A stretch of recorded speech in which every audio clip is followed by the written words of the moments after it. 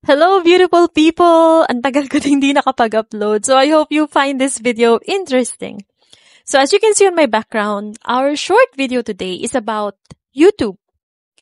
Kung kailan pa nagsimula ang YouTube, ano ba yung pinakaunang video na na-post or na-upload, and sino ba ang pinakaunang nag-create ng account sa YouTube.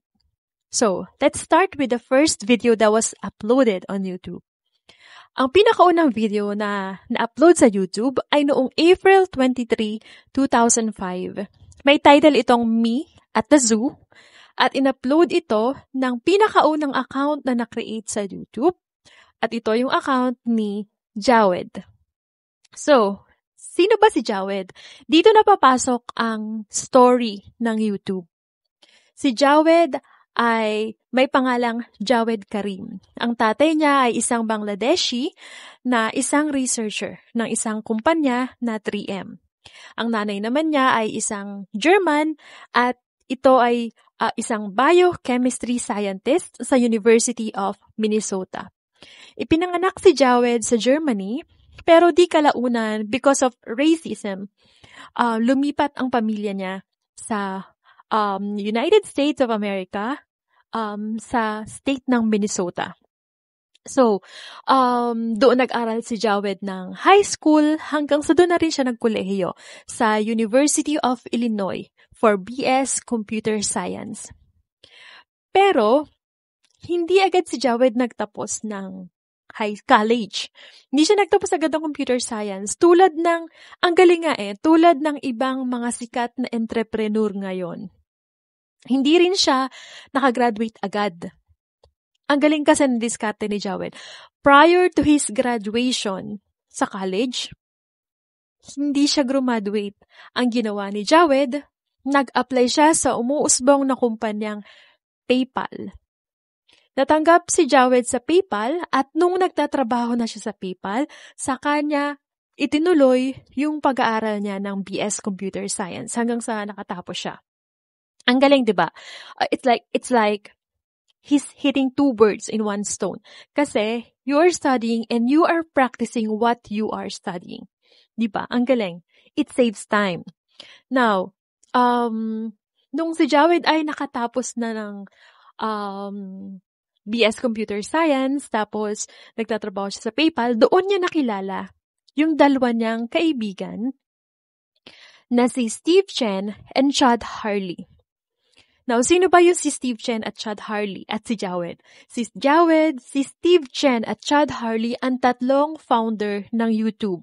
Yes, sila po ang nag-create ng isa sa pinakasikat na video sharing website na YouTube. Niregister nila ang YouTube noong February 14, 2005. And may ibang nagsasabi na inintroduce din ito the same date. Pero, meron din kayong mababasa pag ni-research nyo na inintroduce ito December 15 of 2005. Pero ang sigurado is, ni-registered siya February 14, 2005. Ayun. So, nung na-introduce na ang YouTube, unti-unti itong sumisikat. And kapag sumisikat na yung inuumpisahan mong platform, kailangan mo ng mga tao na tatrabahuhin ito. Ang nangyari is, hindi si Jawed nag-focus sa umuusbong na YouTube noon. Instead of having a high position sa kumpanya nila na YouTube, is ibinaba niya ng konti yung sarili niya into an advisor ng YouTube.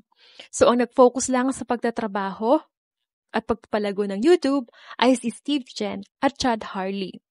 Si Jawed ay naging advisor ng YouTube. Choice niya yon. Bakit?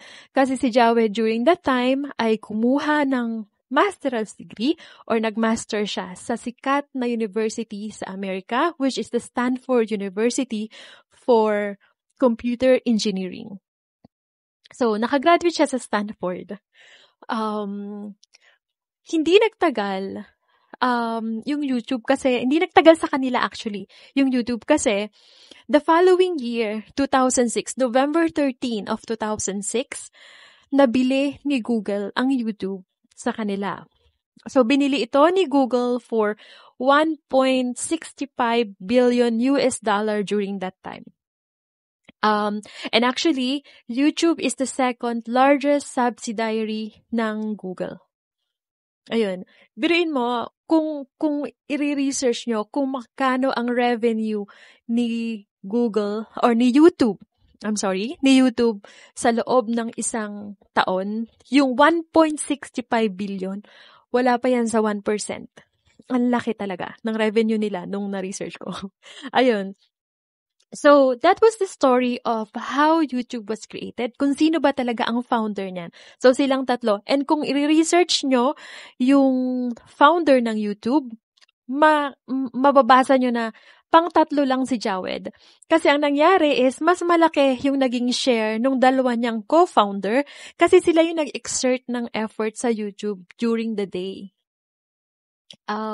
Kasi nga, si Jawed is nag-aaral ng masteral noon and advisor lang siya. Yung dalawa yung trumatrabaho. Kaya, nung nabenta yun, mas malaki yung naging share nung dalawa kesa sa kanya. So, ganun. That was the story of YouTube. Doon nag-umpisa yung YouTube. So, that was the story of Google at kung sino ba yung nag-create ito. Kasi lagi lang nating napapanood or ang alam lang natin is about the owner of or the founder of Facebook, which is si Mark Zuckerberg. Tapos yung sa Apple na sikat na Steve Jobs. At hindi natin, or si Bill Gates, hindi na natin naiisip yung ibang platform. So, I just wanted to introduce it to you. Papaalam ko lang sa inyo. Yun lang. So, that was my short video for today, guys. And I hope you found this interesting. Thank you so much sa palaging panonood ng video ko kapag may upload, pagla-like, at sa mga nag-share. Makakabawi din ako sa inyo. Maraming salamat. Have a great day, guys, and you keep safe always. Thank you. Bye.